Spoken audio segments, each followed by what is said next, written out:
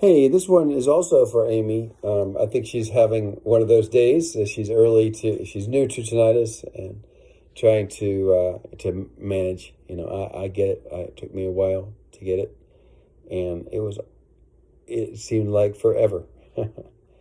I wanted to just respond to your second comment about the medications, and I, I'm not a doctor or a lawyer, so I have to be clear that what I'm saying is just based on my own personal experience and ideas. I'm not a doctor.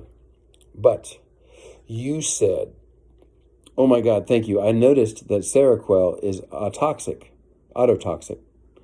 which means that it can cause tinnitus or hearing loss. And I was told not to mix brain altering sedatives and anxiety pills with prescribed meds. I'm taking trazodone. Okay.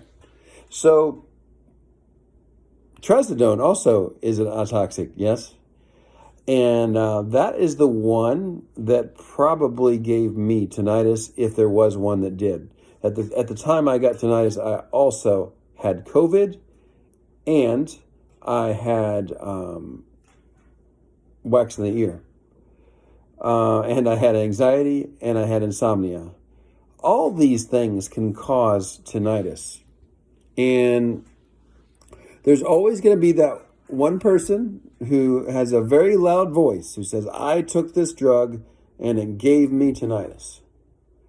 You know, I don't feel like percentage-wise this is something that is significant, especially when you're talking about lower doses and especially when you're talking about a short amount of time taking a drug.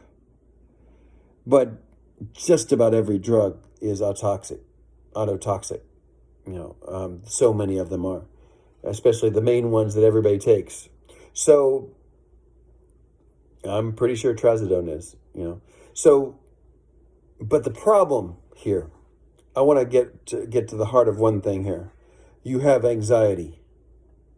So anything you read, as you start Googling things, you're going to even have more anxiety. Oh my God, I can't take this drug, but it's also the drug that's supposed to help me.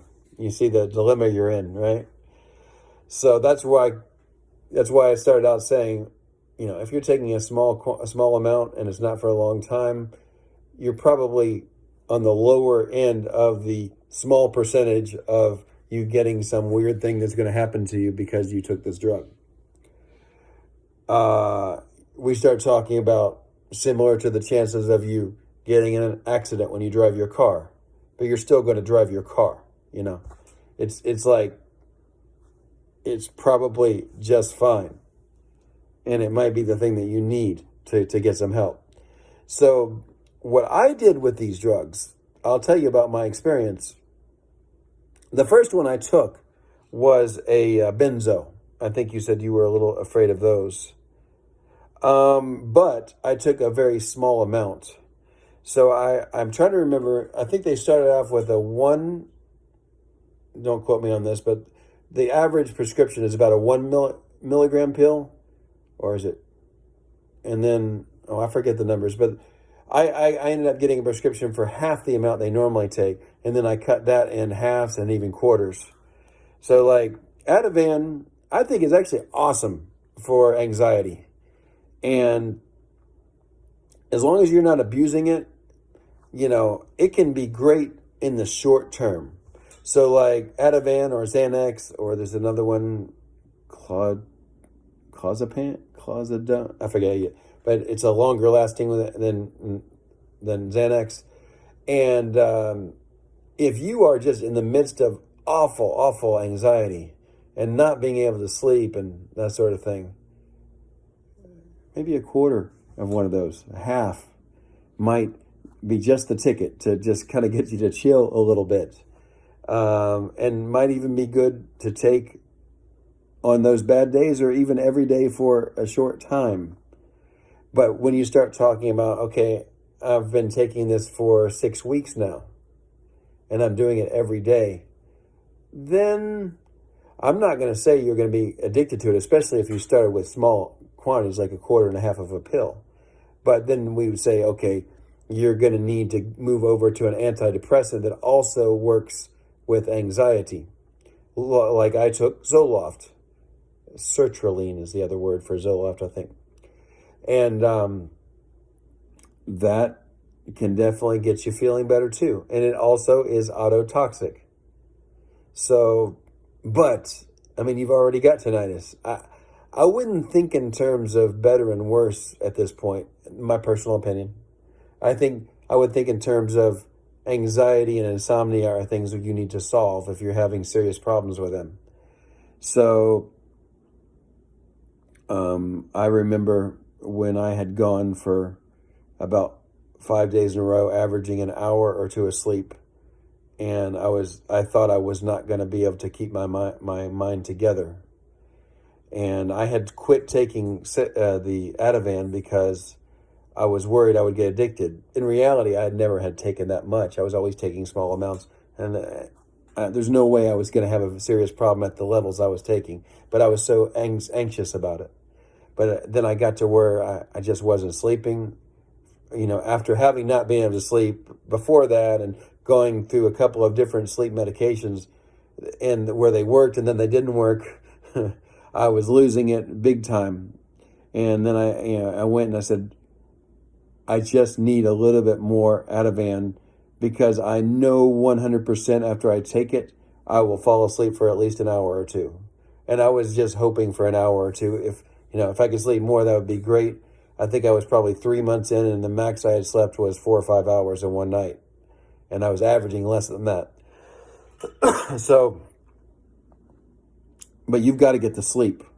If the sleep's less than 4 hours every day, and pretty consistent like that, you need to do something probably. That's my opinion, because then that'll help knock down the anxiety.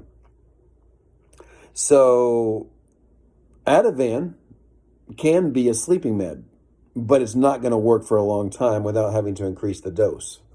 Ativan in a small quantity can be great for just getting you to chill. And I think it might be a go-to drug to get you to chill a little bit, just not a long-term thing. You're new to tinnitus and it's driving you nuts. So, yeah, something like Ativan or Xanax could be awesome in small quantities. If you need it for more than a month or two, then you're probably going to need to start working toward a Zoloft. I took Zoloft and I got into a good place, and then I quit that too. So, everybody worries they'll be in the drug forever. But, with Zoloft, you have to micro-adjust as you come off of it. The doctors will tell you to get off of it in 1 or 2 weeks. I took like 2 or 3 months. Just did it real slow, and it was a piece of cake, actually. Yeah. The sleep medication, which I know you've been wanting to know about, is the Seroquel. That one has some pretty bad side effects, but those are among the people who are taking large quantities, I think it's like 300 milligrams and stuff for bipolar and schizophrenia and stuff. But like taking 25 milligrams or 50 milligrams, and it gets you into a good sleep cycle again, may be very well worth it, especially if you've tried some other sleep meds and they're just not getting you there. I tried that, what do you call it, trazodone, and I did not feel good from it. But you may have a different experience. People are different, on these medications.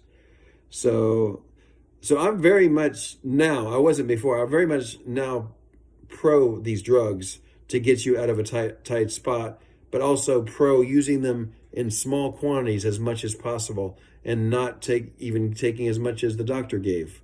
And I'm not a doctor, so I definitely don't even have the right to say that but hopefully you get my drift.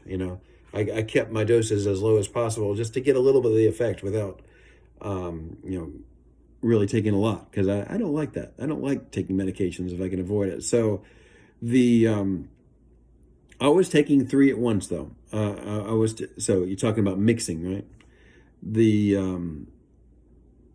I took the Zoloft after I had been taking Ativan for a while, and they wanted me to come off of Ativan.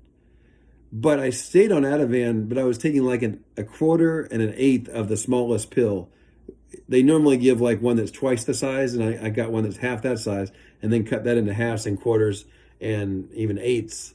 And it was just, I would take it like in the late afternoon when I started feeling anxious. It seemed like I always got anxious in the late afternoon, and that would calm me down. And then at night I would take the sleep med, and I had taken another one called chlorozine hydroxyzine. That actually worked for a month or two pretty good, hydroxyzine, but then it didn't all of a sudden. And that's when I suddenly needed the Ativan again. And so I got a little bit more of that. And then, anyway, I ended up on the Zoloft. And then they said, if you're not sleeping, you need a stronger med. So I took the Seroquel, but I took as small as possible. I had a friend who had been taking it for a long time, and he was fine. He has some really bad mental problems. So, but the Seroquel, I really felt I would take, I think the most I ever took was 75 milligrams, maybe once. And I would take, what I would do is I'd take half of one, see if I could sleep. And then if I woke up and couldn't go back to sleep, I'd take another half. And then I'd do that maybe one more time at the most. And then, so I never took a large amount. And I never took a large amount in one day. And I tried to say, okay, well, I'm going to take that half and make it a quarter. And I'll take a quarter and then a half and then a quarter. And, every time I wake up. And I didn't follow the doctor's instructions. I just said, I need the sleep effect, but I'm going to take as little drugs as possible until I get my sleep better. And I did, So I don't know. I don't think I did it like everybody else does. But I think I'm kind of like you. I don't like taking these drugs. So you see what I did. I just kept the quantities as small as possible. And there was a point where I would be taking like, I think it was down to like an eighth of an Ativan and a quarter of a Seroquel. And I'm like, do I even need these anymore? And then I got rid of the Ativan. Then I got rid of the Seroquel. Then I got rid of the Zoloft. But I went through quite a tough time. So just giving you my story, you don't have to follow everything I did. Just giving you some perspective, so because I don't think there's always a voice or an article that'll, describe what somebody actually went through. So I hope it helps. So best wishes, Amy.